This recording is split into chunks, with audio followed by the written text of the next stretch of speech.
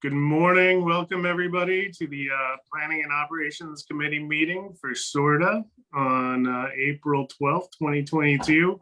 We've got a good number of items to get through today, but fortunately we're starting early. So thanks for joining. As always, we start with the Pledge of Allegiance. Pledge allegiance to the flag of the United States of America and to the republic for which it stands, one nation, under God, indivisible, with liberty and justice for all. All right. The next item we usually do is go over the minutes for the previous meeting. And we're gonna do the minutes from the March and April together next month because we just didn't get to review them. So we'll just jump right on to good news. John, please take it away. Thank you, sir. Good morning, everyone. Plenty of good things happening at the organization. As always, we will start with recognizing quality performance by our employees. Adrian.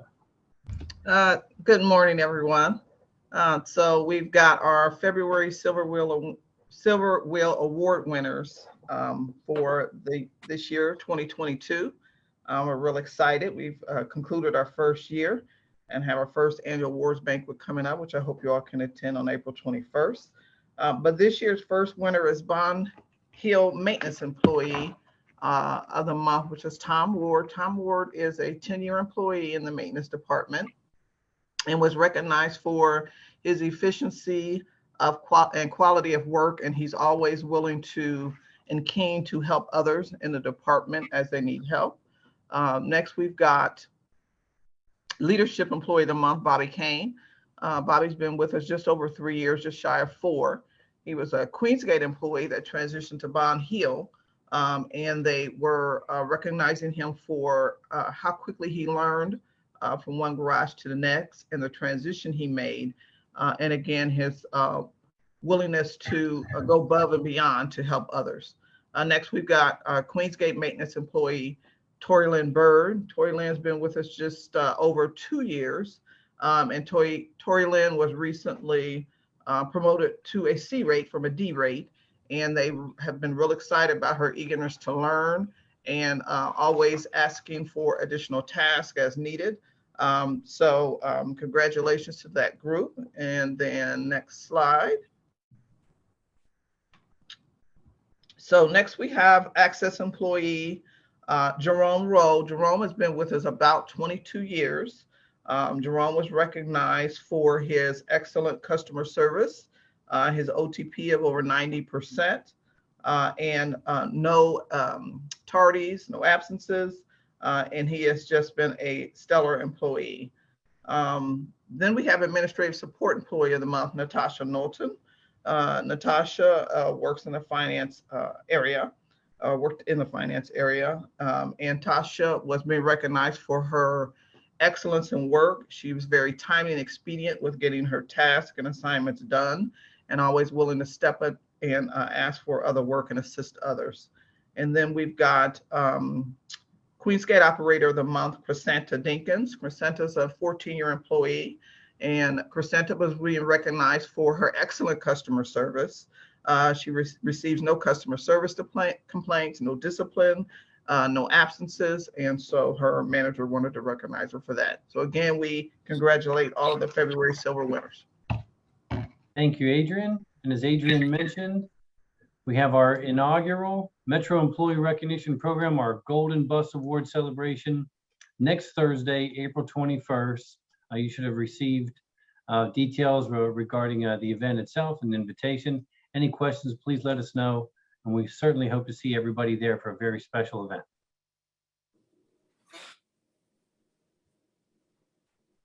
We're also very pleased and thankful to highlight a recent award of $10.1 million from the FTA. This is for buses and bus facilities, but with a particular focus on zero emission vehicles. This will be our first step into getting zero emission funding. As we finalize our alternative energy strategy, these grant dollars will certainly come in handy in that effort. We also received $3.3 million in fiscal year 2022 to update our bus stops throughout the service area. So look for incredibly exciting new develops in this customer amenity in terms of our signage, lighting, bus seats and benches themselves. So very pleased to announce this grant funding as well. John, this is in Yes, sir. addition to the grants you announced last month? I think this is a separate highlight here. We had the 62 million come in. This is in addition to the 62, this 10.1 for buses, bus facilities, and the $3 million for bus stops. Might be a little bit old news, but spotlighting it again. It's not old. I'm just saying, I was highlighting the continued success. Very good news. Thank you, sir. But Blake, it is trending down from 70 or 62 to 13. So, let's watch that. We're gonna have to keep an eye on that. Yeah. That's a steep trend line, right? We've got Exactly. to bounce back. We've hit rock bottom at $3 million grant. John, I wanted to make sure Cincinnati State reached out. They're doing some work on their garages and things, and they're looking to see if, we can help get some additional shelters and things like that on the site. So I know I mentioned this to Daryl, but he was on his way to vacation, so he may have forgotten. But. Sure thing. We'll certainly reach out, see what we can do. Okay, thanks. Yes, sir. As I'm sure everybody knows, especially Blake with his Reds green hat or green Reds hat. Opening day today. Get out and about, see the parade, go to the game, take part in other festivities, but do so and leave the driving to us. Ride for free today and enjoy the game. We're also announcing that we are partnering with Xavier University, their Kappa Alpha Psi fraternity, to fill the bus with donated clothes, canned goods, other products to benefit members of the Witten Terrace community. This event takes place tomorrow from 11 a.m. to 5 p.m. on Xavier's campus at Bellarmine Circle.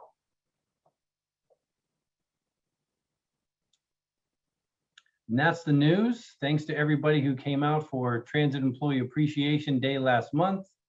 Got some shots here from events on the square. We had other celebratory events all at our facilities. Thank you to Brandy and her team and all the volunteers who came out to show our transit workers how much we appreciate them and what they do for the community. Mr. Chairman, that's the news. Well, John, Thank I you want very to much. I want Yes. to comment on that last got more. slide, Yep. Blake. Okay. Those three beautiful children standing there in front of Daryl and I are my grandchildren. Oh, I love it. They came out and handed out cookies and water and everything to the drivers. They had a blast. All right. Well, I got appreciate their service too, to everybody. And of course, we really do deeply appreciate all the operators and everybody that keeps the buses moving and keeps everybody in Cincinnati moving. So they are appreciated. All right, Donna, are you giving a Everybody Rides Metro update? I'm going to give a brief update this morning on how we did in 2021. The board chairman, the ERM board chairman, will be presenting things to you in the future. I just didn't want to wait much longer because this is the end of the year report. So I thought I would just go ahead and do this. Great, thank you. So it's just going to be short and sweet so you know about where we are. At the end of 2021, we had 42 partners. As you can see, we continued to grow a little bit. The last quarter really picked up. The board continues to work on getting new partners so that we can distribute more funds. But that's where they stood at the end of the year. These are the list of the 42 partners, various purposes, various spread out all over the city. As of December, we had distributed $126,408. These are the top 5 agencies. St. Vincent de Paul, Greater Cincinnati Behavioral, the Free Store Food Bank, Talbot House, Lighthouse, and all the others combined for $36,000. This is out of the $500,000 that we committed as part of the levy. So we are running a little behind on spending the funds, but we are working on making that better. Next slide, please. This is a distribution slide that indicates 52% of the funds we distributed was for employment purposes, 30% health, and 17 social services. And those are the related dollars to the percentages as to what we've spent. And again, our board is working. We are meeting in May with doing a brainstorming session and a board meeting to attempt to come up with some ways to add partners and spend more of the funds. Our balance at the end of the year after we spent this and a few minor expenses, the balance was $371,000. Through January and February of 22, we've spent about $42,000. But again, we are attempting. So if any of you know agencies that need some help with bus rides, you could have them get in touch with us. That's where we stood at the end of the year. Thank you very much for that update. And I'm sure the additional board members will be able to help in that effort, but everybody else on the SORTA board, there's funds available to help out agencies. Let's connect them to Everybody Rides Metro. Would we just have them, potential agencies, contact you? What's the right process? They can contact me. They can get on the website. We have information there, phone numbers. Caprice Jones, my assistant, does most of the work, to be honest with you. And they can contact her. Any email, anything is fine. Great. Anna, I used to sit on the board of Shelter House, and I noticed they're not on your list, so I'll reach out to them. Great. Thank you, Heidi. Awesome. Already getting it done. Yeah. Speaking of innovative transportation, we have an update on the on-demand mobility project. And I think people are very excited to hear this. Khaled, are you on? Yes, can you hear me? Please, yeah, we can hear you. Okay, Please great. take it away. Thank you. Good morning, everybody. This is again another piece of great news to share. This is just a teaser, this presentation. So just to give you an update, because we promised we'll do that. And then next month, we'll have the consultant here and we'll give a full detailed presentation on all the details and so on. But I'm happy to say that we are pretty much done with this study. We're just tweaking a few things for the final report.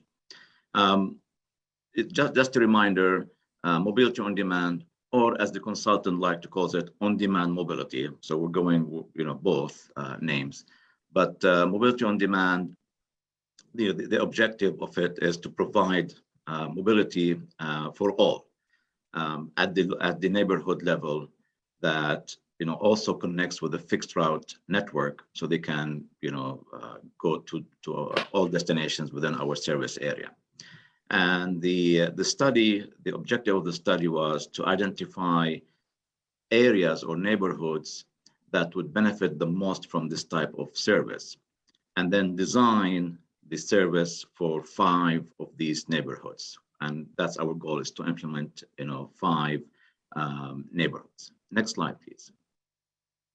At the very beginning of the effort, we did quite a bit of public outreach and public involvement efforts. And one element we used was a survey. And these are just to highlight 4 of those questions and the results. And the really interesting thing is almost 90% of those who took the survey said they will use, or they're willing to use, mobility on demand several days of the week. So if you combine these rows of weekdays, Saturday, Sunday, weekdays, Sunday, and so on, it comes to over 90%. So that was really great. The next question below that, what time of day would you like on-demand service to operate? The results were really great for us in terms of, as planners, because as you can see, it is uniform, pretty much uniform throughout the whole day. There are no peaks where we have to add tons of service and vehicles, and then we have to take that out, during the midday and so on. So it's kind of consistent or uniform throughout the whole day. So that really helps a lot. The question in terms of how will they reserve their trips, 61% said they would do it through an app on their phone, 19% through the website, and 20% on call. And that's pretty consistent with our clientele in terms of what access they have to technology and smartphones. And in terms of where would you like to be picked up and dropped off, these results were really surprising and in a really positive way. One would expect that 80-90% would say, I want to be picked up at the door and dropped off at the door. And actually, almost 40% said they're willing to walk a block or two to catch the vehicle, 53% at the curb, only 8% said at the door. And what 1 or 2 blocks mean is they're willing to walk to a collecting point where they will catch the vehicle, and maybe others will be waiting there as well to catch the same vehicle. So again, that really helps in the efficiency of the service. Next slide, please. So quite a bit of data analysis and spatial analysis went into this effort. This is just, an example slide. I'm not going to, talk about it, but quite a bit of extensive analysis. Conventional and unconventional methods were used. Next slide, please. To determine what areas or neighborhoods would benefit from such a service. And on the lower right corner here, you can see that spatial optimization model there that was actually used in this exercise to identify the best zones as well as pickup and drop-off points throughout the service areas. I'll be more than happy to explain that if you want to, but I don't think there's enough time this morning. But if you want to stick around, I'll be more than happy to do that. So at the end of the day, once all of that analysis was done, these 6 areas were identified as areas that would benefit the most from mobility on demand. And it's a combination of where we have the highest density of population, 0 vehicle ownership, minority, age, whether seniors or younger, in terms of employment and so on.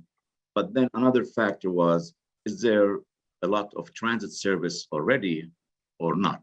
So maybe in terms of population and need, it's a great area to benefit from mobility on demand, but we're already providing tons of transit service, so that was put on the back burner. So these areas, 6 zones, would benefit the most from mobility on demand. And then next slide, please. And then we focused on only 5 zones to design the system for them. And this is just a snapshot. Next month, you get all the details about the design of the service, the time of service, when it ends, number of vehicles, and all of that, and the associated costs, which we're fine-tuning right now. But this Can I ask you a question? Sure. Most of these zones are near medical facilities. Is that correct? It seems like there is some commonality around health and job potential. Correct. Not all of them have both destinations, but many of them have one or both. One or the other. You're Okay. Right. Correct. Yeah. Hey, Khaled, which of the 6 was dropped? I'm sorry, I couldn't keep track. And It's why? the one in the center, the Bond Hill, Winton area. Now, it's not dropped. We can still do that, We just have to, request that from the consultant at an added cost. The project, was for identify 6 zones and then design a system for 5 zones, with an option to design the 6 if we want to. So, we could do that, or we could delay it to phase 2, where we would look at other zones to add to mobility on demand as well, Yeah. because we would like to grow that. Okay. So this is the expected ridership there is about 280,000 per year on the conservative side for just the 5 zones. With the 6th one, it would be about 348,000 or 349,000 in terms of ridership if we want to add the 6th zone. Roughly speaking, right now, we're looking at a total of about maybe 29 to 36 vehicles total for all 5 zones to run that service from about 6 a.m. until 8 p.m. 6 days a week, and then from maybe 7 a.m. to 8 p.m. On Sunday. And we're looking at the costs as well. Roughly speaking, we're looking at about $500,000 per zone. I take that back. It's about between 700 and 800,000 per zone. However, when we deduct the expected paratransit trips, where because that was another factor we looked into in terms of what paratransit trips currently, using 2019 data, originated and ended in the same zone, and then we assumed 25% of those would elect to use mobility on demand than paratransit. So deducting that cost, it comes to about, on average, about $500,000 per zone to run that kind of service. And next slide, please. So the next steps is we have the final report. We'll be reviewing it this week and next week. We already have set up meetings internally to go over the specifics of mobility on demand and determine a roadmap for acquiring the vehicles, hiring drivers, and the software, as well as marketing plan. And all of that will be shared with you next month once we have the details for these, as well as the details of the service for each of these zones. And the expectation is, our goal is to implement 1 or more zones before the end of this year. So next month would be the detailed plan. Would we be taking action at that point to decide which projects to move forward with, or briefing first and then action item later? Unless I'm mistaken, I'm not sure that there will be an action item, but I may be wrong. But basically, we have the service design. I just received the report yesterday. We'll be reviewing it internally. And I mean, our goal is to implement all 5. It's just the logistics, how many we can implement by the end of this year. If it's possible to do all 5 by the end of this year, that's great.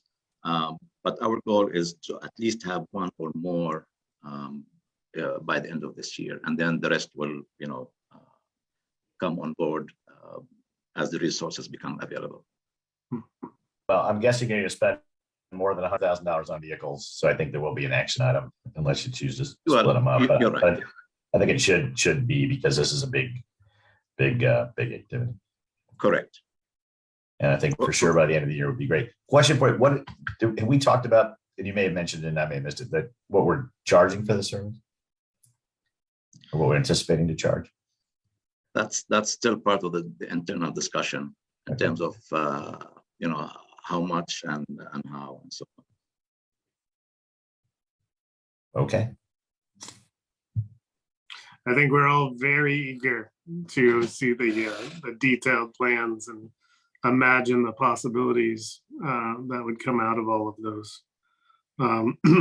So as soon as possible, I think several people would love to read that report and get it in our hands. even if it's available before the board meeting notes for next month. Were there I'll make any- sure. I'll make sure you'll get that. Thanks. Sure. Were there any other kind of zones or areas in the Cincinnati region that had initially been part of this that didn't make it into this round of mobility pilot work? There were, I mean, there were, but when you add the transit component to the existing service, you know, it kind of degraded their scores. So let's say, for example, on the west side, the Glenway area, if you just look at the demographics, the population densities, the employment, and all of that. For some reason, Robert Harris is calling me on my cell. I don't know. So if you just look at that factor, it is an excellent area to benefit from mobility on demand. However, when you add how much service we have there out, we have out there right now, they really do not need mobility on demand as much as some of the other areas. However, as we said, this is just phase one of mobility on demand.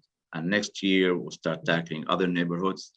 And just learning from this experience and how things are gonna, start working, we'll be in a position to say maybe, if we deviate some of our fixed route in certain area, it'll be more efficient and more beneficial to the population there to have a mobility on demand service connected to fixed route rather than just running two routes in there. So we have to look at all of these combinations as we learn from this. I think I'm asking questions, which basically are answered next month, right? Perfect. Yeah. Anybody else? Questions?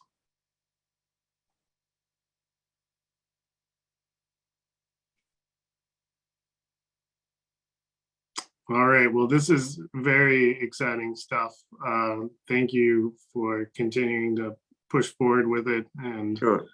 build that finalized report and recommendations for what to do. And we can get to work doing it and seeing if this is a great way to serve the community. So thank you. Hi, Robert. All right, so speaking of serving the community and innovative things, I think we have an update on our Fare Free Week and how that went. Yes, good morning, everyone. As you all know, we offered a free fare week to the community just a couple of weeks ago. And so I wanted to share with you from a high level how we promoted the week and some of the results. So as everyone is aware, gas prices surged well above $4 here, not only locally, but across the country. And so we made the decision pretty quick to capitalize on the opportunity that to give our community a chance to discover our service and all the improvements we had made this past year, and also to offer a bit of gas relief to our current customers. So we offered a 7-day period of free rides, March 20th through the 26th. And we developed a full multimedia marketing and PR plan in 1 day to promote and push out the awareness around that. Next slide. So one really interesting piece of promotion that we did was we took the message right to the gas pump. There was 67 gas stations throughout Hamilton County that either had a message about dump the pump on the gas pump handle, which you can see in the middle, on the digital screens to the left there, or the static sign. So if you were standing at the pump, filling up at $4 plus a gallon, you saw a message that said you could have written Metro free, so hop on board. So we're hopeful that that message was spread far and wide. We also had television spots. I guess this presentation is in PDF, but if you're able to pull up the actual PowerPoint, you would see the television animation spot that ran and some digital ads as well, really promoting the Free Ride Week. We had radio spots on our Hubbard stations. We sponsored the traffic report. So if you were in your car riding into work, you also received a message that shared with you that you could, your next trip could be on board a Metro bus absolutely free, promoting all of our free Wi-Fi, our improved seats, our charging ports, and all the other service enhancements that we've rolled out. Billboards, digital screens all around town also shared similar message, including thumb your nose at the holes. You really could not walk too far without missing a sign or a billboard or a message that was really promoting this free ride week. And outreach. Our ridership development director, Amy Rasmussen, who you'll hear from here later this morning, she really worked to engage our business community as workers, in fact, are coming back into downtown. She capitalized on that opportunity to get in front of them. You hear more about that. We also had our street team out at Northside Transit Center and at Government Square to aid any first-time riders who may be wondering or lost or need some help. So we were down there to answer questions, to pass out flyers, to promote the week, and to aid anyone who may have needed any extra assistance the week prior and the week during the free ride week. And we're so thankful to all of our partners around town who helped us spread the word. We saw posts go up on social media from the Chamber, the African American Chamber, the Southwest Ohio Air Quality, our public library passed out bookmarks to their clients. Everywhere you could think, there was newsletter ads. So it was really a community effort far and wide for everyone to help us spread that message to all of their constituents about taking advantage of the Free Fair Week. And there was the media. I know earlier we talked about the Inquirer article, which was took a really good look at some customer perspectives, those who really found the service really convenient and enjoyed it, and also some helpful feedback for some riders as well. So we were really pleased to see that, and we had great coverage from all of our media partners, whether it was radio or television or print. So that message really went wide with those media partners. And their social media. If you look here in the middle, we were happy to see that our posts were shared broadly. So we knew that the community was really receptive of this promotion and wanted to tell all their friends and family. On our Instagram post, it was shared 514 times. And then you look at our reach, for example, on our Twitter, there was 24,000 impressions who saw those posts. On Facebook, 13,000. So people were definitely engaging with us, commenting, sharing it with their family and friends, and further helping those messages amplify. And this is just the score, the metrics that were on our pages, and does not include the many more thousands of impressions that were, captured from those who shared it on their pages. So we're really happy to be able to use our social media tools to really amplify that message as well. So what were the results? Pleased to say that our average weekday results were more than 44,000 trips taken. And to your left is the actual breakdown by day. And we saw a 50% increase over the same time of March of last year.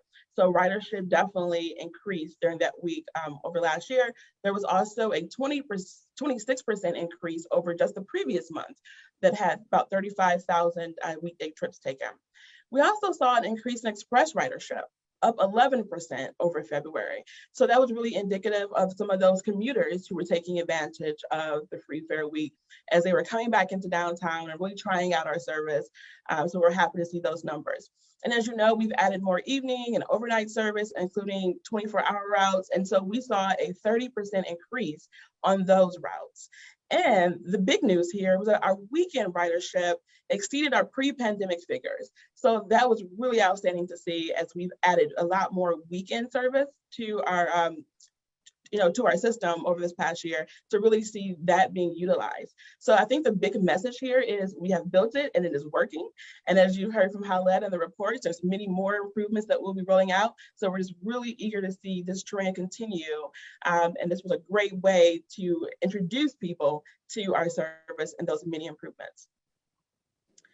And the next slide are just some screen grabs of some customer feedback that we pulled off of social.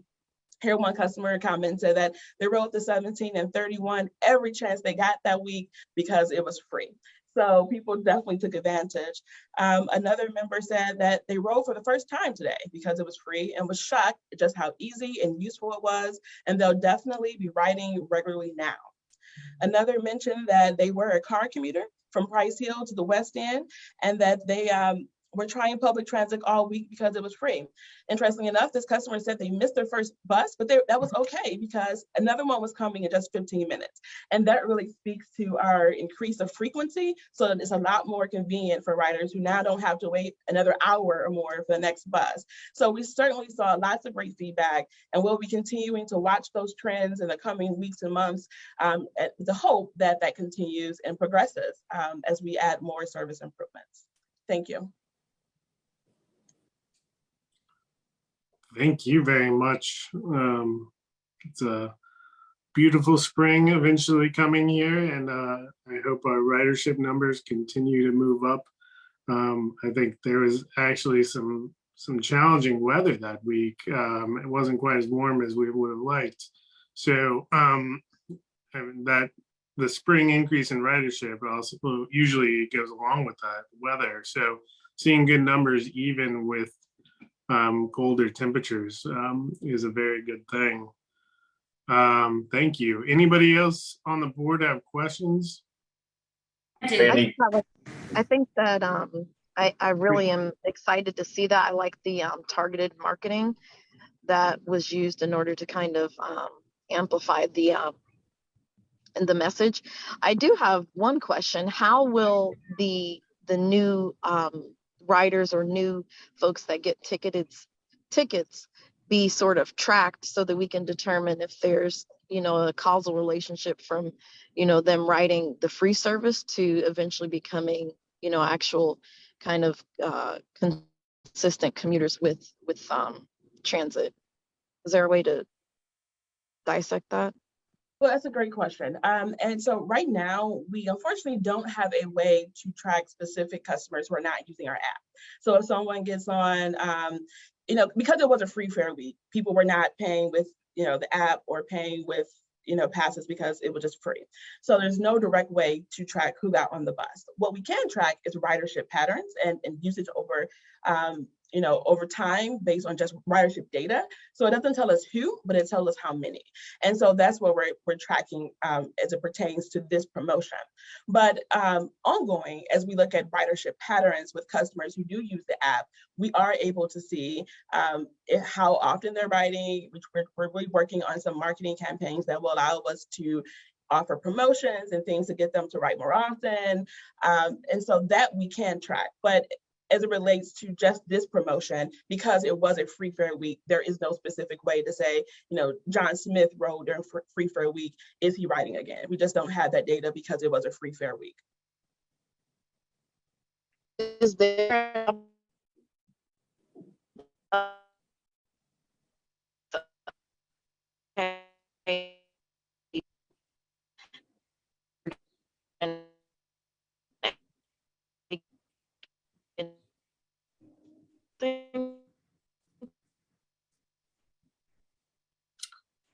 I was having trouble hearing that question that just came in. I'm not sure who was speaking. Could you give it another try? It's Chelsea. Sure. Great. I was saying, Thanks. is there a way?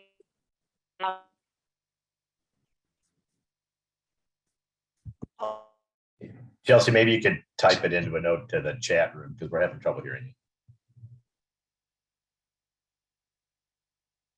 I think that's a good idea. Let me ask a question while Chelsea's typing. Did we have any data showing that particular routes saw larger increases in ridership? Yeah, so none surprisingly, our most popular routes were also the routes that had the greatest increase in ridership. So, I think the 17, the 33, the 43s, those are our typical high ridership routes, and they did see the largest increase. So there were no surprises there, but we're happy to see that more people were taking advantage of those routes because they also have the greatest amount of service, the greatest amount of frequency, and have seen the most improvements over this past year. So, so it was more of we have added the improvements where we think they would be most useful, and we're seeing people take advantage of it. So it was really showed us that the data and the information that we were using to build the system was on target, as we saw the ridership increase match what we had hoped would happen.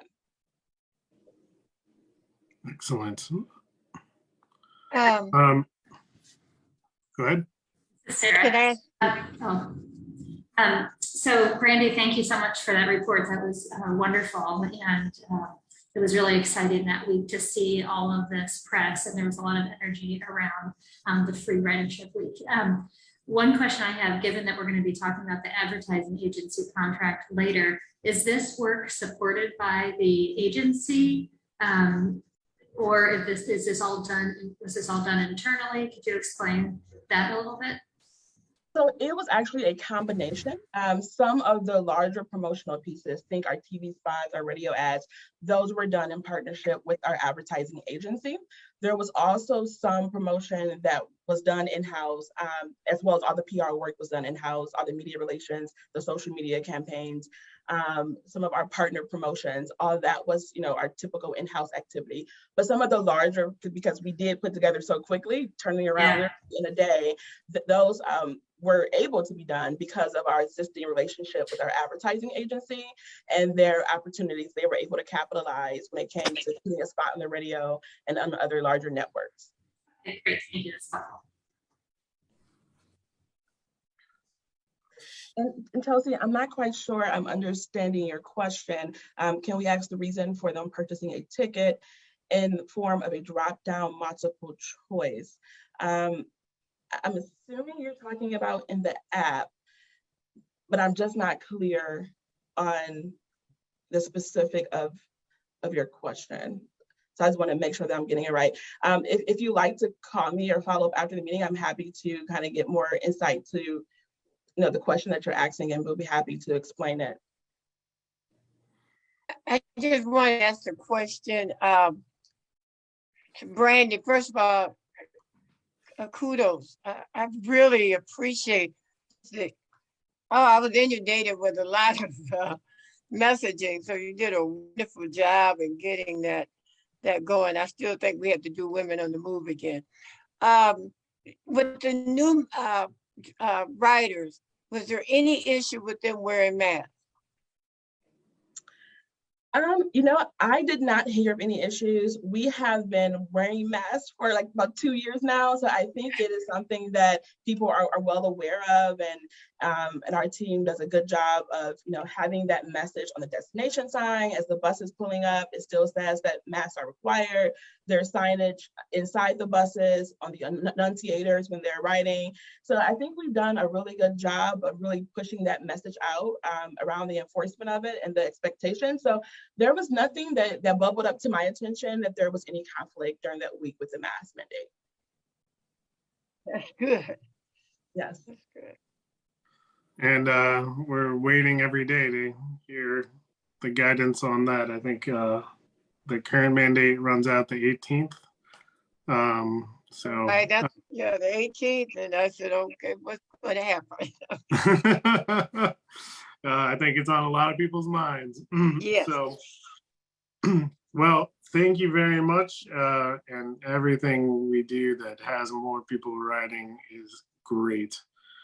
Speaking of that, I think we have a ridership report, flows right in. And I do see a line headed up for March. It does, and you do, Blake. Good morning. This is Amy Rasmussen. I am the Director of Ridership Development, and Matt Mormon, as you've probably heard before, is passing the torch to me on this report. So this will be my second presentation. So thank you. So let's get started with the local express ridership. So you don't have to wait till the game to see some home runs today. We've got some good numbers here for you. So take a look at the actual under our total. We were over 775,000 on our actual rides there. Over 750,000 of those were local. And then our express made up over 21,500. So our year-to-date total is over 2 million. And take a look at our variance number for the month. We were over 200,000 above our ridership for the same month last year. So next slide, please. This graph will show you the momentum. This is where we're on the rise with the, take a look at the purple line. That represents 2021's numbers. And you can see in the green where we are for 2022, we're aligned in the trend, but we're considerably higher and headed towards those 2019 levels. Next slide, please. So here we have our local and express KPIs. So what you're going to see here is that we've tightened up the February numbers, and we even beat our Sunday budget number. Our passengers per hour local for actual were 11.8, and our passengers per trip were 5.0. Our average ridership was up to over 30,000. Our average ridership on Saturdays over 11,000, and there's our average ridership on Sunday above budget at 9,500. Next slide, please.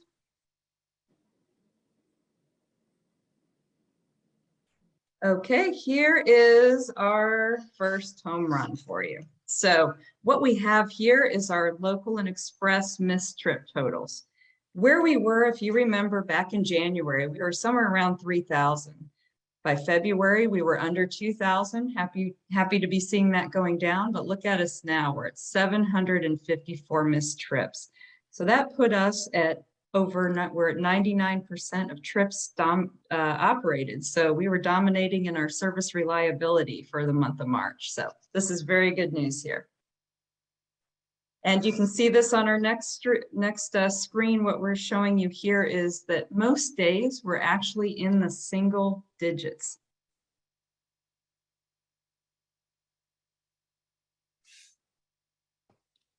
Next slide. And here we have our missed trips by the days. These are the days of the week. So what you will see here is that the midweek is, as usual, our best, and it does increase a bit on the weekends. Next slide. So here we have our CPS ridership by the day of the month. And you'll obviously see that our last 2 weeks are short here. That's for two reasons. The first is when we did the Metro Free Fare Week that Brandy just spoke of, we couldn't uniquely capture CPS students that week. So that's why you see very low numbers there. And then the second week following that was their spring break. But before those 2 weeks, we were inching closer to our 10,000 rides a day on CPS. Now for access ridership, we are also having the highest month of our year. So another home run here, except for one mistake on my part. I'm going to have to get used to not putting negatives. We actually are in the positive on that variance where you see negative 16, 17. That's a plus. So my apologies on that error. We were just shy of 15,000 on our access ridership for the month of March. Our weekdays were over 14,000. And our year-to-date total was 37,000. So we were above variance, and the number of additional rides from this month last year to this month currently of March was over 5,000 rides. And here we have, as before, the green of 2021. You can see that we are also trending even higher in the 2022. Back up to those pre-pandemic totals. And here we just wanted to add a little context and color to the ridership report. This goes along with what Brandy had mentioned before. So what we've started is a Metro week in our downtown lobbies. This is an example of us partnering with a property manager. They're very interested in welcoming people back to work. So as Brandy said, anyone who drove to work that week didn't get a message at the gas pump, on the radio, and on the billboard that they had made a foolish mistake by taking their car. So that was a message that resonated with the folks I spoke to. And I wanted to share that the word is out. Just being out there like this, I get a lot of feedback from the people that are writing, thinking about writing. I was thanked for the Sunday service that allows more freedom to get to movies and groceries. I was told to pass that on to our team just yesterday. People know about mobility on demand. I even had someone mention BRT to me in a conversation down there. So the community is very excited about what's in store, and we're excited to continue spreading the word. So thank you very much. Thank you. It's really interesting to see this March ridership increase. It's being mirrored, I think, in other agencies as well, from what I've been seeing, and a surprising para increase in March, steeper than a usual March increase, which is very intriguing. I think there's also been some challenges. I'm not saying for SORTA, but the corresponding overtime and on-time performance KPIs can be affected by that kind of more sudden upsurge. And I wouldn't be surprised if we continue to see it in April and May. So we'll want to watch our other KPIs, especially in access, as this keeps going up. But good thing, good ridership increase. And I don't think we'll have as much holidays in April for CPS. So it'll be interesting to see that ridership with a full month data. So I got the first week missing there when I was looking at this. I was like, spring break. And then it took me another minute to figure out the other week. So thanks for making sure that's clear for everybody. Sure. I am curious about some of the high missed trip days, like for March. What day is that? Oh, that is a Friday. So I guess it is aligning heavily with end of week, although that 13 March, that's a Sunday, right? So let's keep an eye on these peak missed trip days and see if there's something that can be done about that. Because you're right, if we can keep it all in the single digits every day, that's where we want to be. I remember the days of 100 missed trips for a month, or maybe that's a little low, but in that area. And I think we're all eager to get back to that spot. So the trend line is headed, it's pointed right there. So let's keep it going. Any other questions, ridership report?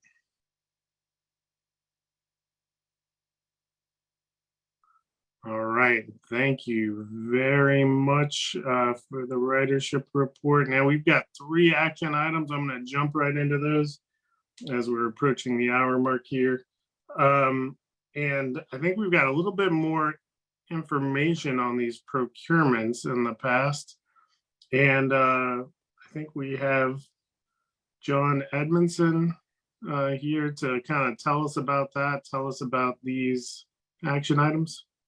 Well, you know, Blake, thank you, by the way, for your time today. In keeping with our opening day analogy, I feel like the pitcher in the batting order. I got to watch all my colleagues just knock this out of the park, and I get to step up and ask everybody to spend a whole bunch of money. So kudos for that.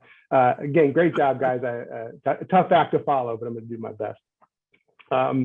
So what we're going to do is we're going to cover 3 contracts that Metro is in the process of being prepared to award. We're going to present these a little bit differently. What we've noticed historically is that we get a lot of procurement process questions when it comes to contract awards and action items.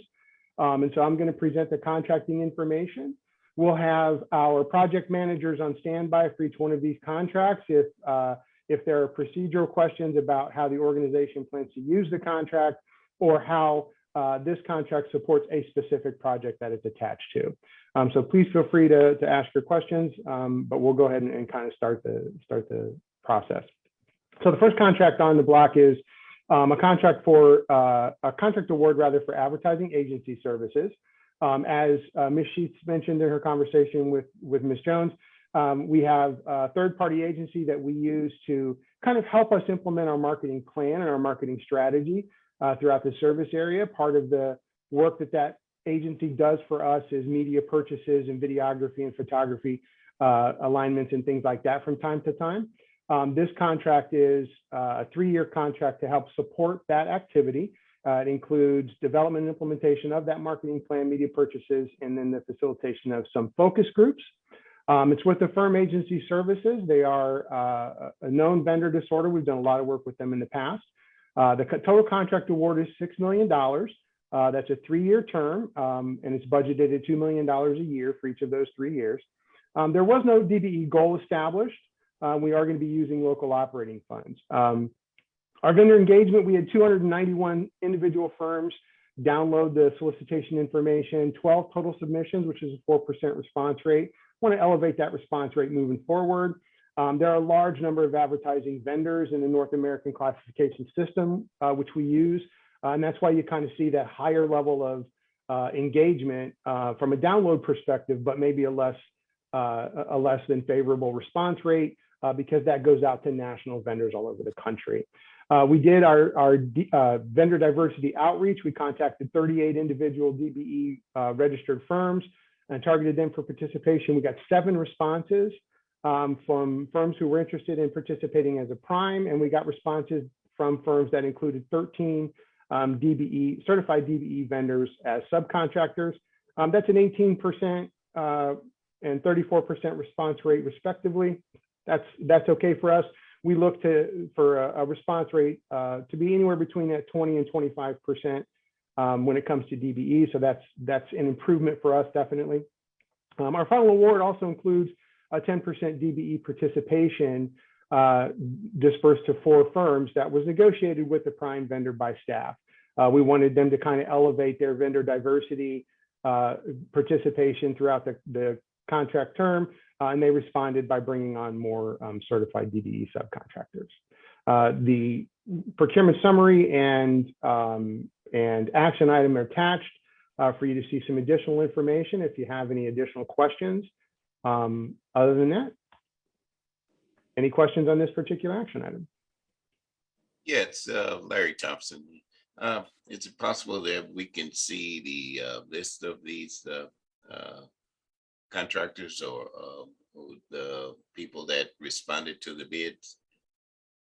Yes, we can make that available to you, Mr. Thompson. How many was it that I would hope responded? that you add, I would hope that you agreed to send them to Larry. Would you send them to me as well? We can make sure that the entire committee receives a copy. Yes. Thank you. John, you noted that no goal for DBE was established, I guess because it was local funds as opposed to federal funds. Yes, that's correct, Mr. C. When we establish a DBE goal in our current lexicon and our current processes, a DBE goal requirement is attached to those contracts that are going to be using federal financial assistance. As our DBE program and our vendor diversity program in general matures, future contracts will have vendor diversity participation. Now, we need to be clear on the language that we include in the contract because we have those federal requirements that we have to meet. But future contracts, as that program matures, will be able to set a vendor diversity participation goal as a requirement. All of our contracts that are not federally funded have a 10% vendor diversity encouragement. We'll use that kind of a term. We strongly encourage, we strongly advise all of our prime proposers to include no less than 10% of diverse vendors as subcontractors. And again, as the messaging gets a little more mature and as our relationship with the disadvantaged business community in Cincinnati gets a little bit more mature, you'll see those numbers start to increase, and you'll see those awards start to increase as well. Yeah, the language matters here, right? I know what. So you're saying federally required versus having our own goals, and I think correct. There's a lot of energy from the board to increase those, particularly in areas we know there's not so many DBEs that produce buses, right? Exactly. So I know that's a harder target. And some of these things, I believe the targets could be even higher because there is more participation. But thanks for the clarification. And they will. And yeah, I wanted to ask when you said the qualification would be to add on additional, diverse vendors, and you added another category, suppliers or vendor. I'm not sure. Does that include their own in-house staffing? No, from our perspective, we have not yet approached in our vendor diversity program a maturity level where we can begin to examine the diverse staffing of individual agencies or individual companies that we do business with. So right now, what we look at is the ownership of the company. Okay, so you look at the ownership and not the company itself as how it used diversity. Correct. We don't look at the company's hiring practices for diversity components. We just look at the ownership. Now, as the program matures, those are nuances that we'll be able to educate ourselves about and formulate a good strategy for how we can have those conversations with the business community. And just one more question. We do have a mechanism to monitor what they say or the vendors that they're working with. Unlike what happened with the stadium in its infancy, a lot of them just pay the contractor to be able to use their name in their bid, not using the contractor. So we have a ghost contractor. So we have a way to monitor that or to ensure that what they say that or who they say they're working with is guaranteed that that's what they're doing. Not only do we have a way to do that, Ms. Robinson, that is a requirement and an obligation for us when we engage in a vendor in a diverse vendor contract award, particularly where the prime contractor is not a certified DBE and the subcontractor is. We require submission of certified payroll documentation to show the work that they're doing with those certified DBE subcontractors.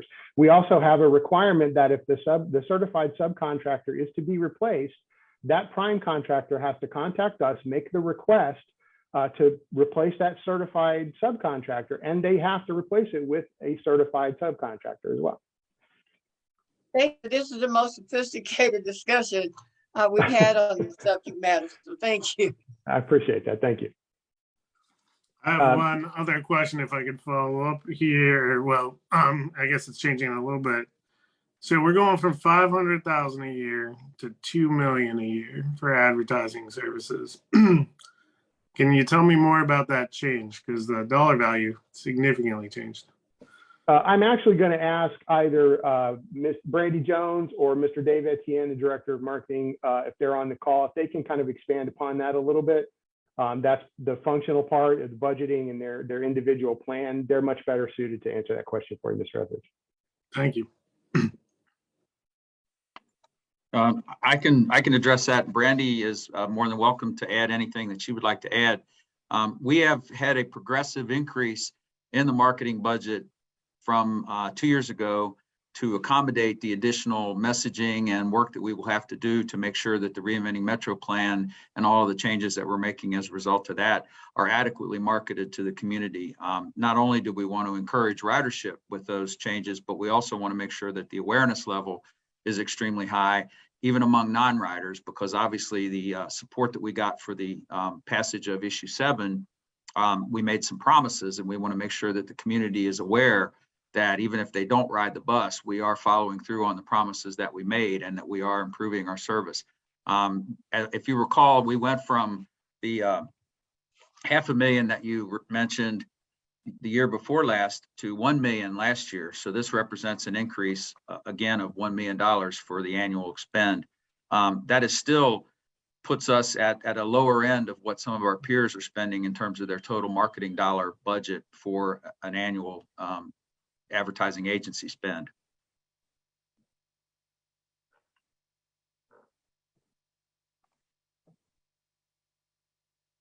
Any other questions? Is that inclusive of all the work? I mean, we just heard about the mobility with all the advertising and such that goes along with that be included in this contract?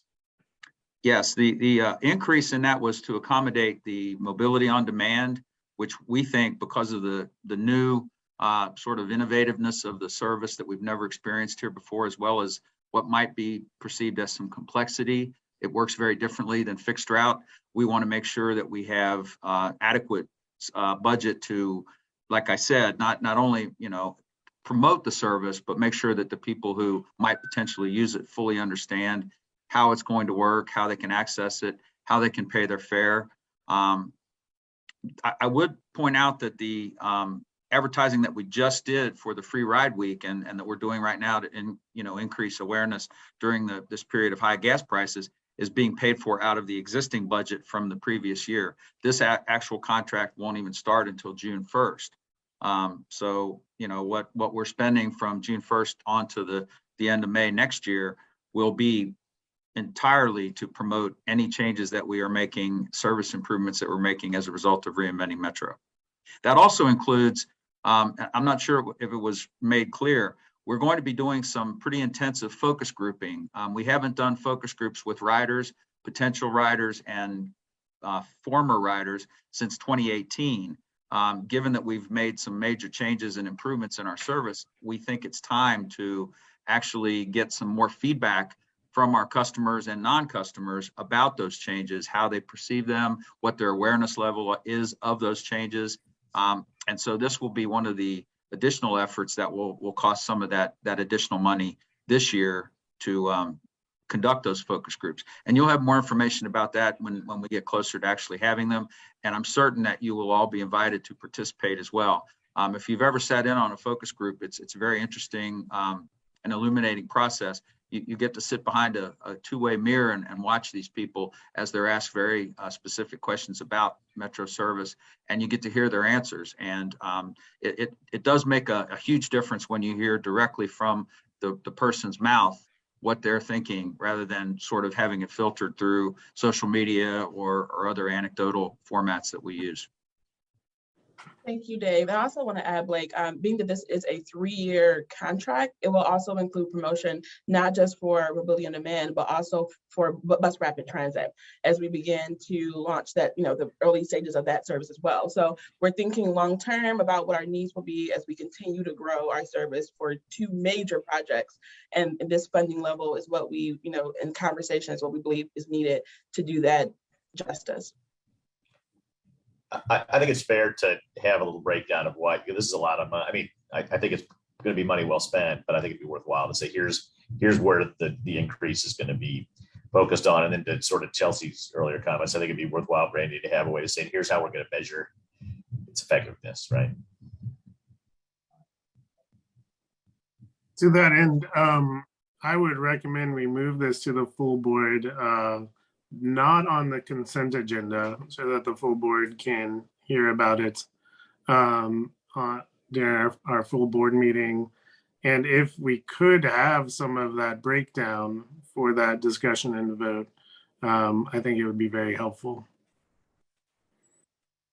I think it's great. We're going to have this new service out, Reinventing Metro, and we're going to support it and making sure people understand mobility on demand is going to be critical to that success.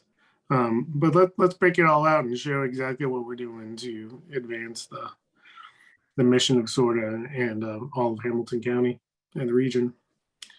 Any other questions? If not, I'll go ahead and move this, that we approve it to the full board as a standalone item. Any seconds?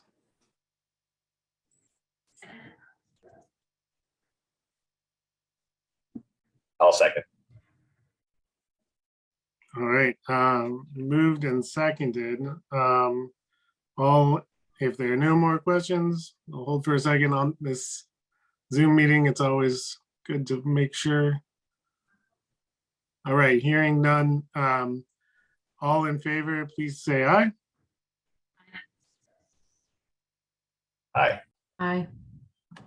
All opposed, please say Aye. left. Oh. And any abstentions?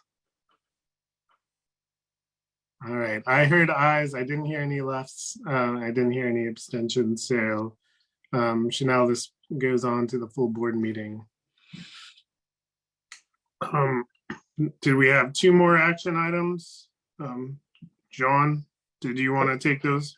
Yes, sir, absolutely. Thank you. The next contract up on your screen there is a contract award for portable bus lifts. This is a contract for the purchase of a commercial item, which is that portable bus lift. It allows us to basically move buses around in the maintenance training bay, the body shop, and the articulated bus repair area. These lifts allow us to do that much more safely and much more efficiently during routine maintenance and training activities. The award is going to go to ARI Phoenix Incorporated for $126,000. This is what we call a point of sale contract. And that's just a unique term to identify that there really is no necessary start date. It's a transactional agreement between us and the manufacturer. Once we place the order, the contract is effective. And then once the final product is delivered, the contract is terminated. Acceptance of the final delivered product, then the contract is terminated. We are in a little bit of a unique situation here because the supply chain woes that the entire country is feeling have kind of pushed out the completion date. It could be several months before we actually see the delivery of these finished products, but they are definitely on the way. And they are being, they will be anyway, built rather, put into the production schedule the moment that the vendor receives a purchase order. This RFP was actually conducted by Sourcewell. Sourcewell is a cooperative purchasing collective, a company of sorts that basically caters to public agencies and completes the programming and contracting function for those public agencies.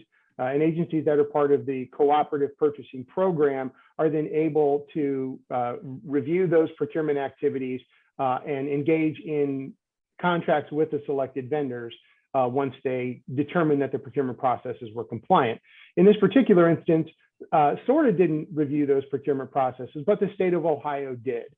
State of Ohio recognized that they had a need collectively throughout their agencies for these portable bus lifts. They went to Sourcewell, reviewed the procurement process that Sourcewell undertook, blessed it as compliant and in meeting with the state of Ohio procurement requirements, and then issued its own contract number to Sourcewell. That's the contract number that you see there in parentheses. And that allowed us as a public agency within Ohio to buy directly off of that contract without going through our own procurement process for this particular item. As far as the diversity vendor outreach is concerned, since again, we are kind of coming into this contract a couple layers removed from the procurement process, we don't actually know what diversity efforts were undertaken by Sourcewell, and there was no DVE goal established under the terms of the state of Ohio contract with ARI Phoenix Incorporated. Any questions on this contract? How many lifts are we purchasing? That's a great, I believe it's 2. No, it's, sorry, John, it's 12. 12, sorry, I heard 2. Yeah. 12. I knew there was 2 in there, Jeff. Yeah. And these are mobile lifts that complement our existing in-ground. Do we have in-ground lifts? Yeah, throughout the facility, we have in-ground lifts that are specifically for 40-foot buses. We have 6 of these portable lifts at Queensgate and Bond Hill. They help in the body shop since there's no lifts in there. Occasionally, we have to lift buses up in the body shop to do framework and body work to them. And then also it accommodates the articulated buses that we do not have lifts for, both at Queensgate and Bond Hill. And gentlemen, this cost is for purchase and installation? Well, they'll essentially be delivered to us. They're portable, so there is no installation cost, and they're battery powered. So essentially, you plug them in, charge them up, and then wheel them around to wherever you need them.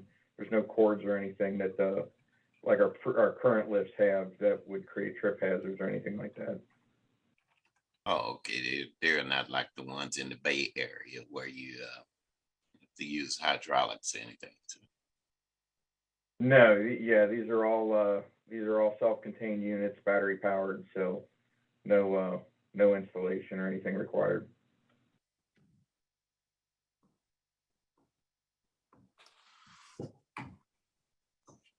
All right. We definitely have to service those articulated buses. And this is how we would do it. And the other ones that are not pulling in for the 40 footers. Would anybody like to move passage of this to the full board? If there are any questions? I'll move it. Great. And second? All right, thank you. Properly moved and seconded. Last call for questions. All right, all in favor, please say aye. Aye. Aye. All opposed, please say left. And any abstentions? All right, I heard only ayes. So let's move this to the full board on the consent agenda. One item left, diesel exhaust fluid. Okay, this is for the purchase and delivery of diesel exhaust fluid. Diesel exhaust fluid is essential for the proper operation of diesel engine buses throughout our fleet. Our vendor award is going to be made to Petro Choice Lubrication Services for $171,000. It's a one-year term. We do this every year. We do that primarily because the volatility of the crude oil market, which this is based off of, fluctuates so high and so low that to lock in for any longer period of time would actually be detrimental to us and would be extremely difficult on vendors. There was no DBE goal established, and we are using local operating funds to pay for the contract. Excuse me. We had 22 downloads and 3 total submissions, which is a 13.6 response rate. Again, we kind of want to increase that response rate. So as our program matures, we'll make sure that we report back how we're improving that. We had 12 DBE firms that we targeted for participation. None of those firms responded. We were not able to poll those non-responsive vendors successfully. We did try to reach out to a couple of them, and they did not return our questions as to why they didn't submit a proposal. That is another function of our DBE program that will continue to mature over time, being able to communicate with the vendors in a post-submission process to understand those who didn't submit, what their motivations were for not submitting, how we can make improvements to the solicitation process, the language, the scopes of work, anything that we can to kind of gin up that interest in participating in our contracting opportunities. Any questions on this particular contract? I like how we could see all the bidders and what they bid. I think that's something that Larry and others have been asking for. So it was good to see that here on this, I guess, summary and award analysis page. Yep. Sorry, I didn't know what to call it. Absolutely. And Ms. Ruth, for future procurement summary reports for all types of procurement activities, we will make sure to kind of add that submission table to show what the responses were, where the price proposals all came in, or if it is a bid, where all the bidders came in at, so that everybody, we want to be completely transparent in our procurement processes. So we will make sure to include that in future summary reports to the committees. Larry, was there anything else along those lines? I know you've been watching this. Nothing. Great. Well, thank you very much. Any other questions? I could entertain motion to pass this on to the full board. So move. Any seconds? Second. Thank you very much. Properly moved and seconded. All in favor, please say aye. Aye. Aye. All opposed, please say left. Any abstentions? All right, I only heard ayes, so this passes to the full board.